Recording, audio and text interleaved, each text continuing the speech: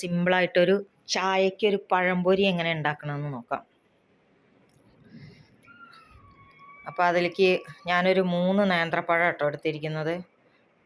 അധികം പഴുക്കാത്തൊരു 3 നേന്ത്രപ്പഴം. കുറച്ച് പഴുത്ത പഴമായാലും കുഴപ്പമൊന്നുമില്ല കേട്ടോ, വല്ലാതെ പഴുക്കുകയും ചെയ്യരുതേ. 3 പഴത്തിൻ്റെ അളവാട്ടോ ഞാനിവിടെ കാണിക്കുന്നത്.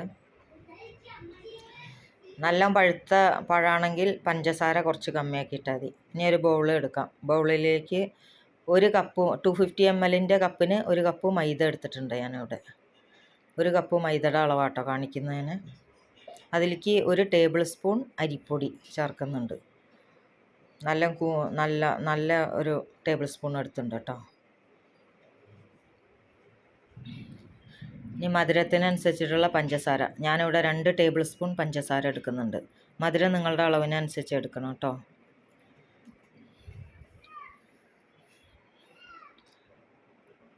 പിന്നെ ഒരു 1/4 ടീസ്പൂൺ മഞ്ഞൾപ്പൊടി, ഒരു കളറിന് വേണ്ടിയിട്ടാണ് 1/4 ടീസ്പൂൺ മഞ്ഞൾപ്പൊടി.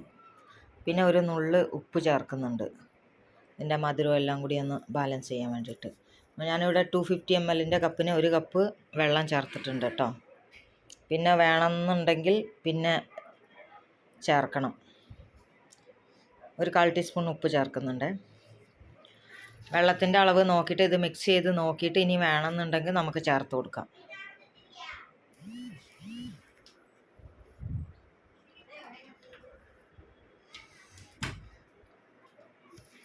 നന്നായിട്ടൊന്ന് മിക്സ് ചെയ്ത് കൊടുക്കണം. കുറച്ച് വെള്ളം കൂടി ആവശ്യമുണ്ട് കേട്ടോ. കുറച്ച് വെള്ളം കൂടി ചേർക്കുകയാണേ.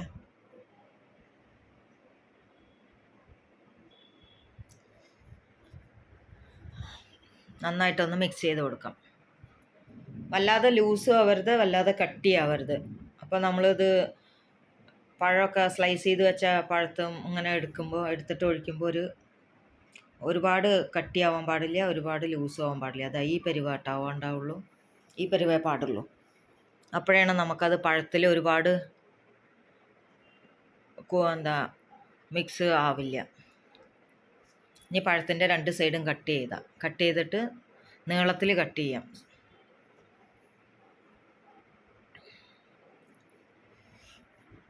നല്ല വലിപ്പമുള്ള പഴമൊക്കെ ആണെന്നുണ്ടെങ്കിൽ സെൻറ്ററിൽ കട്ട് ചെയ്യാം കേട്ടോ. ഞാനിത് ഒരു പഴം കൊണ്ട് 4 സ്ലൈസ് ആക്കുന്നുണ്ടേ.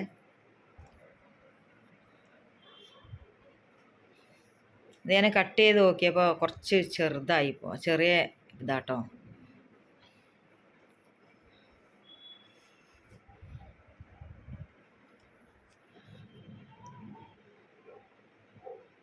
അപ്പോൾ ഞാനിത് ഒരു പഴം കൊണ്ട് നീളത്തിൽ നടുകിൽ മുറിക്കാതെ കട്ട് ചെയ്തിട്ടാട്ടോ അതൊക്കെ വെച്ചിരിക്കുന്നത്.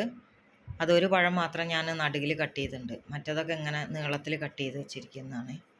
ഈ വലിപ്പത്തിൽ, ഈ കനത്തിൽ. വല്ലാതെ തിന്നായിട്ടും കട്ട് ചെയ്യാൻ പാടില്ല.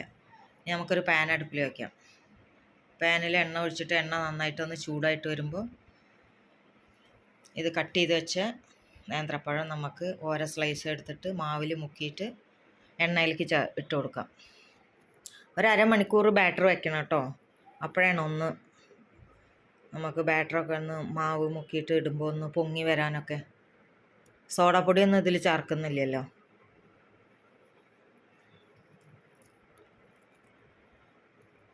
നിങ്ങളും കൂടി ഒന്ന് ഉണ്ടാക്കി നോക്കണം കേട്ടോ. ഉണ്ടാക്കി നോക്കിയിട്ട് നിങ്ങളുടെ അഭിപ്രായം ഒന്ന് പറയണേ. എല്ലാവരും ഒന്ന് ലൈക്ക് ചെയ്യുക, ഷെയർ ചെയ്യുക, സബ്സ്ക്രൈബ് ചെയ്യുക, കമൻറ്റ് ചെയ്യുക. ഇപ്പം നമ്മൾ ഓരോന്നായിട്ട് ബാറ്ററിൽ മുക്കിയിട്ട് എണ്ണയിൽ ഇട്ട് കൊടുക്കാം.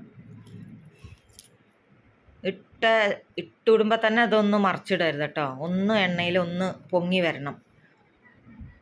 ഒന്ന് പൊങ്ങി വരുമ്പോഴാണ് നമ്മൾ മറിച്ചിട്ട് കൊടുക്കാവുള്ളൂ. വേണ്ട, നന്നായിട്ട് പൊങ്ങി വന്നിട്ടില്ലേ ഇത്. ഇതിൽ സോഡയൊന്നും ചേർത്തിട്ടില്ല ഞാൻ. ഒരു അരമണിക്കൂർ വെച്ചിട്ടുണ്ട് ഇതിൻ്റെ ബാറ്ററി ഞാൻ കലക്കിയിട്ട്. വൈകുന്നേരത്തെ ചായക്കൊക്കെ നല്ലൊരു ചായക്കടിയായിട്ട് ഉണ്ടാക്കാം കേട്ടോ. നിങ്ങളൊന്ന് ഉണ്ടാക്കി നോക്കണേ.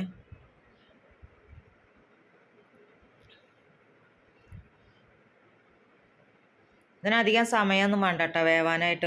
ഒരു 2 മിനിറ്റ് 1 മിനിറ്റൊക്കെ വേണ്ടുള്ളൂ. അപ്പോൾ അതിവിടെ എടുത്തിട്ട് മാറ്റിയിട്ടുണ്ടേനെ.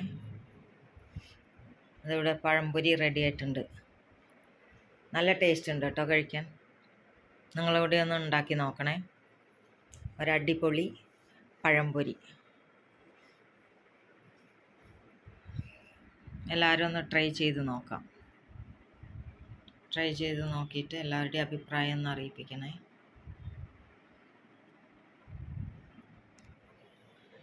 അപ്പോൾ അടുത്ത റെസിപ്പി ആയിട്ട് വരുന്നവരേക്കും താങ്ക് യു.